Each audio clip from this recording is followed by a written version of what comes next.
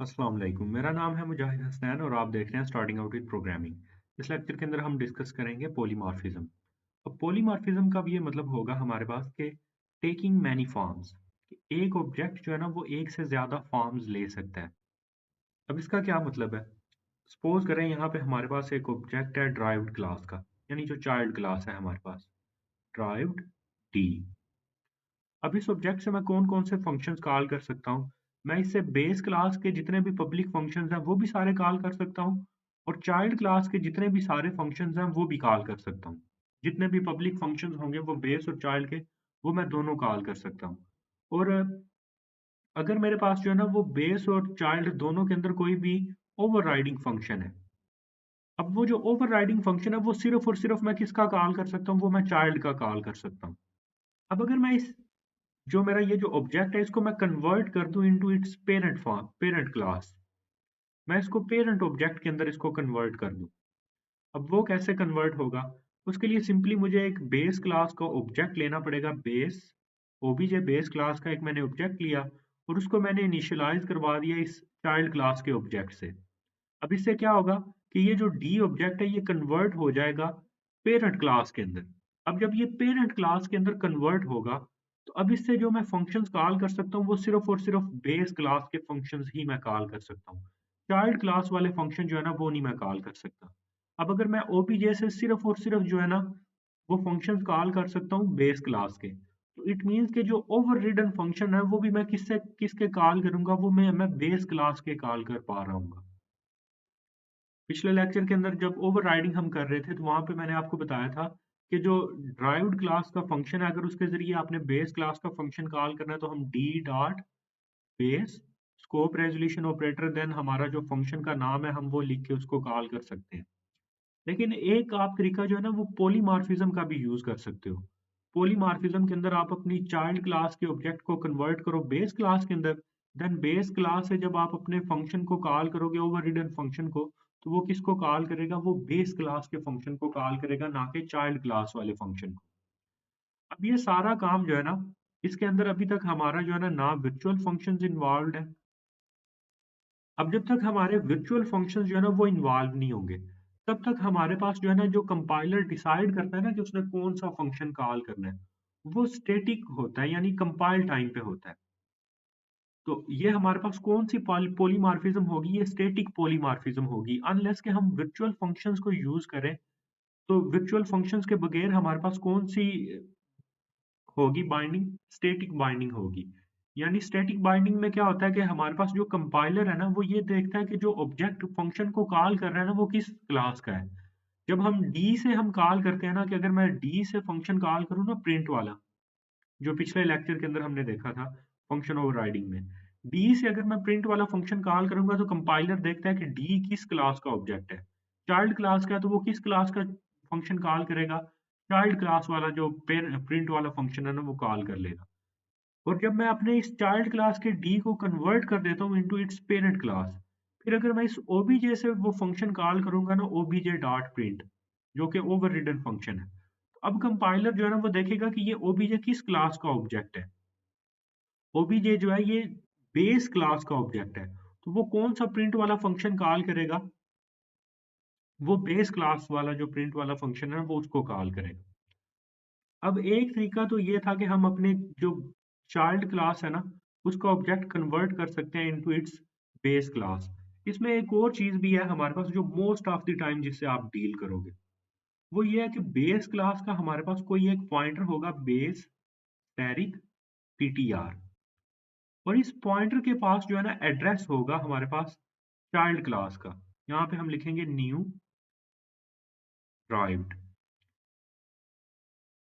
यानी अब हमारे पास एक एनोनिमस ऑब्जेक्ट क्रिएट होगा चाइल्ड क्लास का और एनोनिमस ऑब्जेक्ट क्रिएट होके वो किसको असाइन हो जाएगा?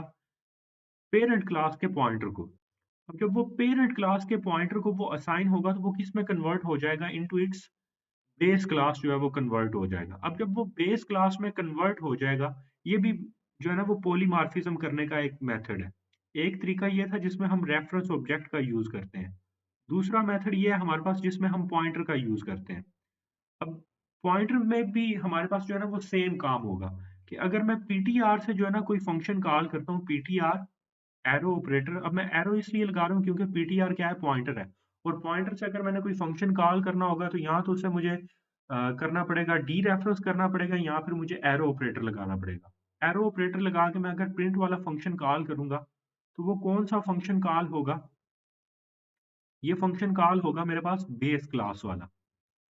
क्योंकि अभी तक मेरे पास कौन सी बाइंडिंग हो रही है?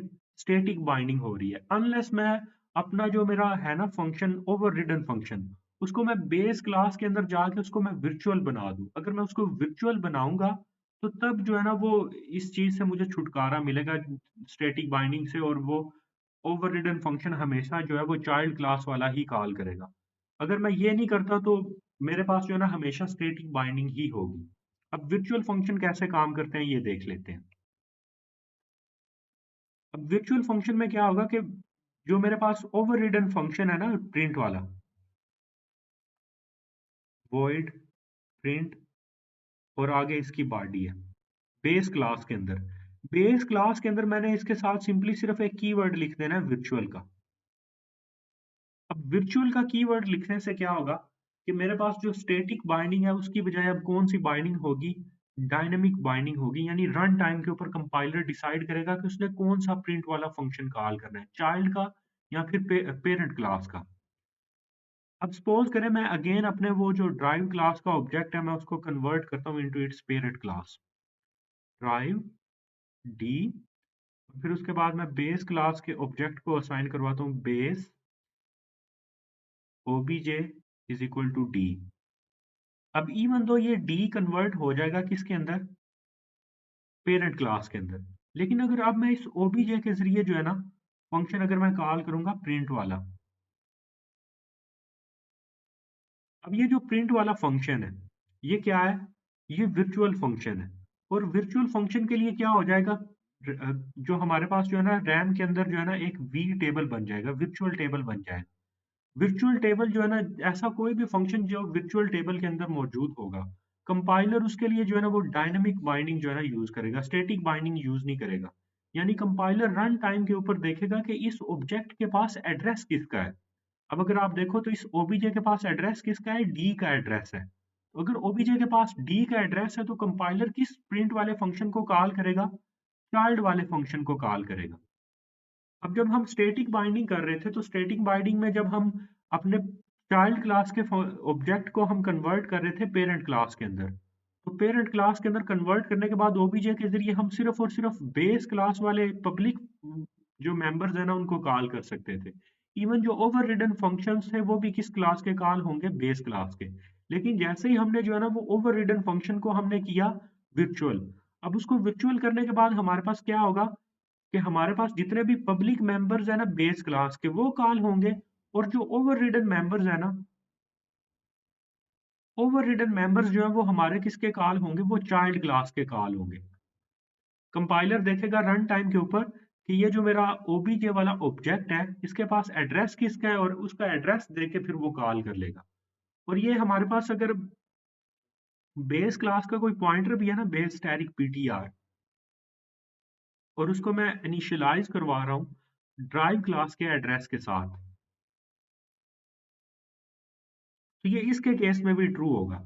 यानी पीटीआर से मैं, अब अगर मैं फंक्शन कॉल करता हूँ पीटीआर एरो ऑपरेटर प्रिंट, तो मेरे पास कौन सा फंक्शन जो है वो कॉल होगा? चाइल्ड क्लास वाला फंक्शन जो है वो कॉल होगा। अब ये जो सारी कहानी है इसको एक दफा जो है ना वो कंपाइलर के ऊपर करके देखते हैं ताकि आपको अच्छे से समझ आ जाए। यहाँ पे मैंने एक बेस क्लास जो है वो बनाई हुई है। इस बेस क्लास के अंदर ये प्रिंट वाला फंक्शन है, और ये जो ड्राइव्ड क्लास है इसके अंदर भी ये प्रिंट वाला फंक्शन है। दोनों के अंदर जो है ना ये फंक्शन ओवर रिडन है। अब मैंने यहाँ पे क्या करना है कि मैंने ड्राइव क्लास का जो है ना एक ऑब्जेक्ट क्रिएट करना है ड्राइव डी, और इसको मैंने कन्वर्ट करना है into its parent class object. यानी मैंने पॉलीमॉर्फिज्म करनी। मैं यहाँ पे लिखूंगा base OBJ is equal to D. जैसे ही मैंने ये वाली स्टेटमेंट लिखी तो इससे क्या होगी? ये पॉलीमॉर्फिज्म होगी। पॉलीमॉर्फिज्म के बाद अब मैंने क्या करना है? मैंने इस ओबीजे से जो है ना वो फंक्शन कॉल करना है। मैं लिखूंगा ओबीजे डॉट प्रिंट। अब अगर आप देखो तो ये जो ओबीजे है ये किस क्लास का ऑब्जेक्ट है? ये पेरेंट क्लास का ऑब्जेक्ट है। तो इससे जो प्रिंट वाला फंक्शन कॉल होगा वो कौन सा कॉल होगा? जो मेरी बेस क्लास के अंदर ऑब्जेक्ट है। इवन इसके पास एड्रेस किसका है? एड्रेस इसके पास चाइल्ड क्लास का है, लेकिन फंक्शन कौन सा कॉल होगा जो जो कि पेरेंट क्लास के हैं। अगर आप देखो ना कि जैसे ही मैं ओबीजे के साथ डॉट लगाता हूँ, तो डॉट लगाने के बाद सिर्फ और सिर्फ जो पेरेंट क्लास वाले फंक्शन है वो शो हो रहे हैं, चाइल्ड क्लास वाले फंक्शन शो ही नहीं हो रहे। तो मेरे पास फंक्शन कौन सा कॉल होगा? जो पेरेंट क्लास वाला फंक्शन है वो कॉल होगा। अब एक दफा इसको मैं रन करता हूँ। अब अगर आप देखो तो सबसे पहले हमने एक ऑब्जेक्ट क्रिएट किया था। वो ऑब्जेक्ट था हमारा चाइल्ड क्लास का, ड्राइव डी। तो उसके लिए हमारे पास उसका बेस क्लास का कंस्ट्रक्टर, देन उसकी चाइल्ड क्लास का कंस्ट्रक्टर जो है ना वो कॉल हुआ है। फिर उसके बाद हमने ओबीजे के जरिए जो है ना वो फंक्शन कॉल किया था प्रिंट वाला। तो कौन सा फंक्शन कॉल हुआ है? बेस क्लास वाला। अब बेस क्लास वाला क्यों कॉल हुआ है? क्योंकि हमारे ओबीजे के पास एड्रेस किसका है? चाइल्ड क्लास का। लेकिन हम कौन सी बाइंडिंग कर रहे हैं? स्टैटिक बाइंडिंग कर रहे हैं। अभी हमने अपने वो ओवररिडन फंक्शन को वर्चुअल नहीं बनाया।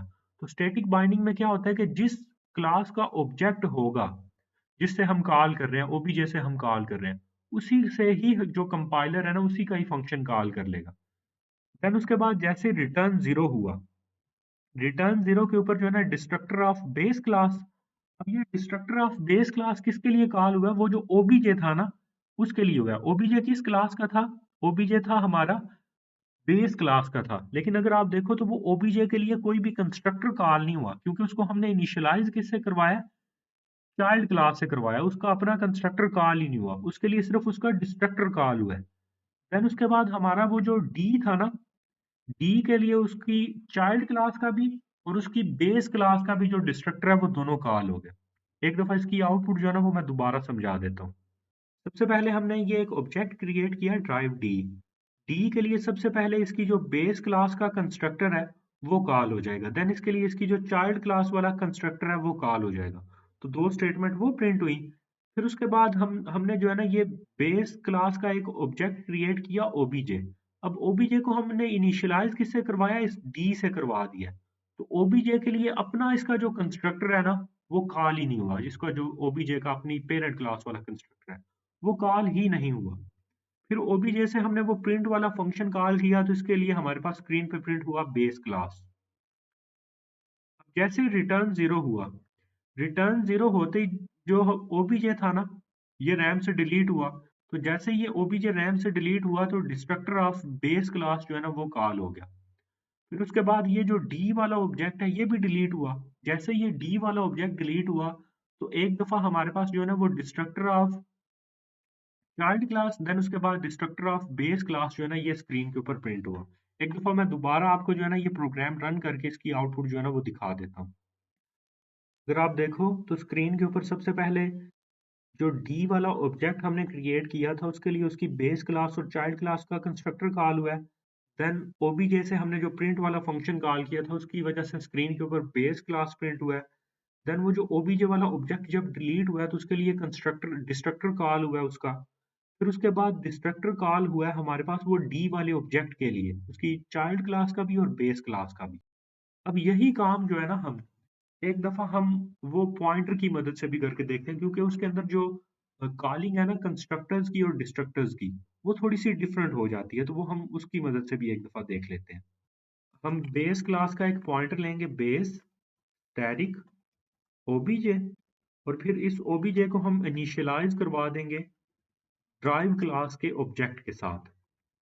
अब हमने इसको डायनेमिक मेमोरी एलोकेट करवाई है इस ओबीजे को।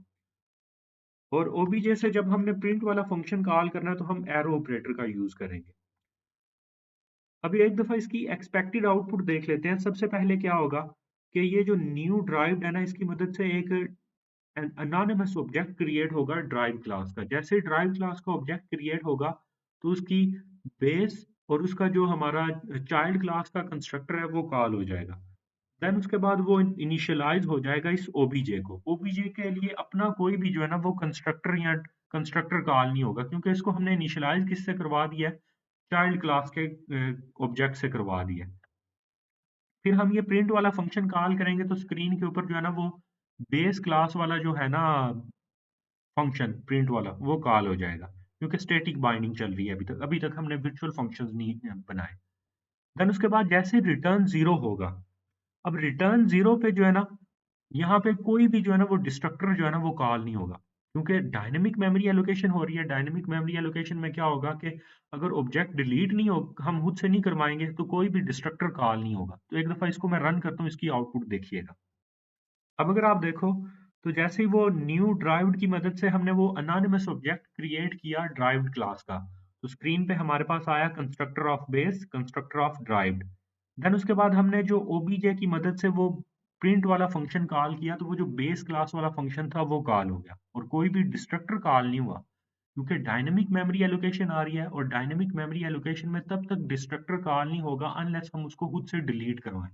अब मैं ना उसको खुद से डिलीट करवाता हूँ, देन देखते हैं कौन सा डिस्ट्रक्टर कॉल होता है।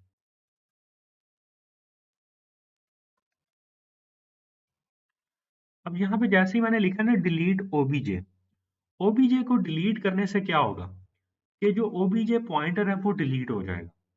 अब एक दफा जो है ना हम इसको रन करके देखते हैं। अब अगर आप देखो, तो यहाँ पे क्या लिखा हुआ है, सबसे पहले आ रहा है कंस्ट्रक्टर ऑफ बेस, देन उसके बाद कंस्ट्रक्टर ऑफ ड्राइव्ड। ये इसलिए कॉल हुआ क्योंकि हमने वो न्यू ड्राइव्ड लिखा, तो अनोनिमस ऑब्जेक्ट क्रिएट हुआ है ड्राइव्ड क्लास का। फिर हमने वो जो प्रिंट वाला फंक्शन कॉल किया था, उसके लिए स्क्रीन पे प्रिंट हुआ है बेस क्लास। देन उसके बाद डिलीट करने पे सिर्फ डिस्ट्रक्टर ऑफ बेस आया है। डिस्ट्रक्टर ऑफ जो है ना वो चाइल्ड क्लास का हमारे पास नहीं आया। अब ये क्यों नहीं आया, ये मैं आपको बताता हूँ। जब हमने ये स्टेटमेंट लिखी है ना, ये वाली, इस स्टेटमेंट से क्या हुआ कि सबसे पहले स्टेटमेंट का इतना पार्ट जो है ना वो एग्जीक्यूट हुआ है।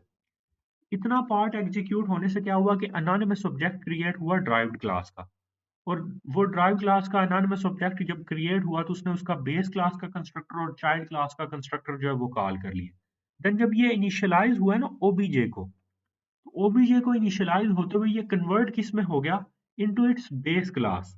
अब ये बेशक एड्रेस किसका है, चाइल्ड क्लास का एड्रेस है, कन्वर्ट किस में हो चुका है, बेस क्लास के अंदर। तो जब मैं इसको डिलीट करवाऊंगा ना, तो डिलीट करवाते हुए कंपाइलर को ये लगेगा कि उसने किसको डिलीट करवाया, उसने बेस क्लास के ऑब्जेक्ट को डिलीट करवाया। तो वो डिस्ट्रक्टर सिर्फ किसका कॉल करेगा, वो डिस्ट्रक्टर सिर्फ और सिर्फ जो है ना वो बेस क्लास का कॉल करेगा, चाइल्ड क्लास का कॉल ही नहीं करेगा।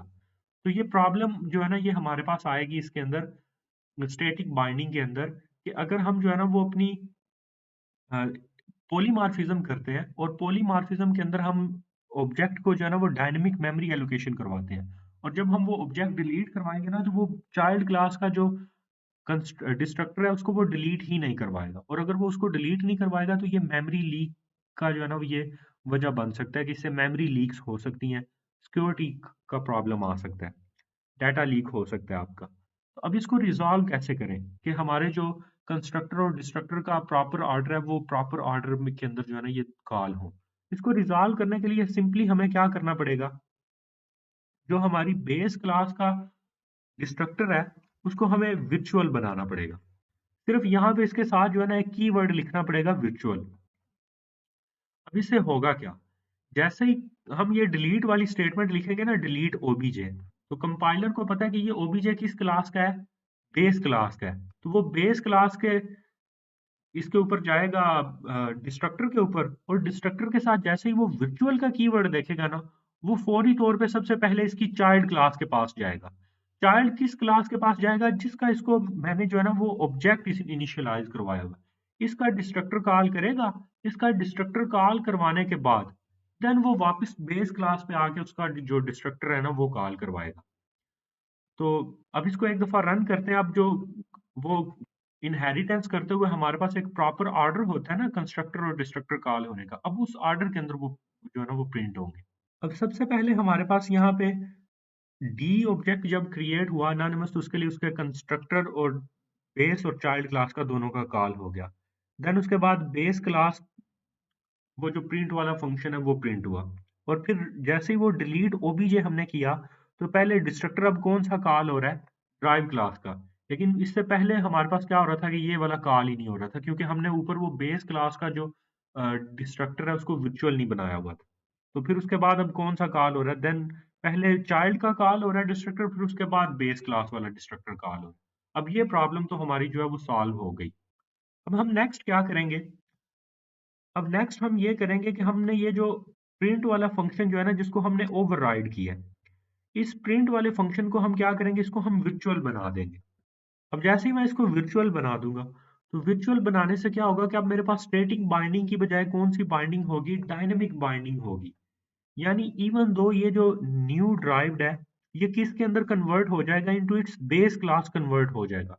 लेकिन स्टिल अगर मैं इससे ये ओवर रिडन फंक्शन कॉल करूंगा ना कोई भी, तो ओवर रिडन फंक्शन कॉल करते हुए कंपाइलर ये देखेगा कि ये वाला जो मैं फंक्शन कॉल कर रहा हूँ ये वर्चुअल तो नहीं है।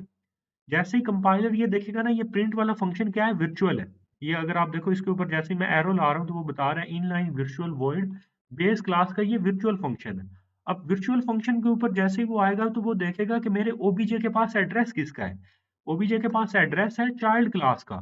तो कंपाइलर क्या करेगा, ये जो चाइल्ड क्लास का प्रिंट वाला फंक्शन है ना इसको कॉल कर लेगा। तो ये हमारे पास कौन सी बाइंडिंग होगी, ये डायनेमिक बाइंडिंग होगी। अब एक दफा मैं इसको रन करके आपको दिखा देता हूँ।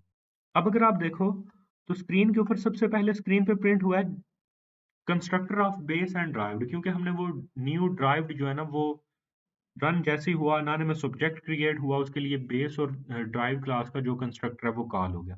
देन उसके बाद प्रिंट वाले फंक्शन के लिए अब कौन सा फंक्शन कॉल हुआ है, चाइल्ड क्लास वाला। इवन दो ओबीजे किस में, ओबीजे किस डाटा टाइप का है, बेस क्लास का है, लेकिन उससे फंक्शन कौन सा कॉल हो रहा है, चाइल्ड क्लास का। देन उसके बाद डिस्ट्रक्टर और डिस्ट्रक्टर कॉल हो गया ड्राइव्ड और बेस क्लास का।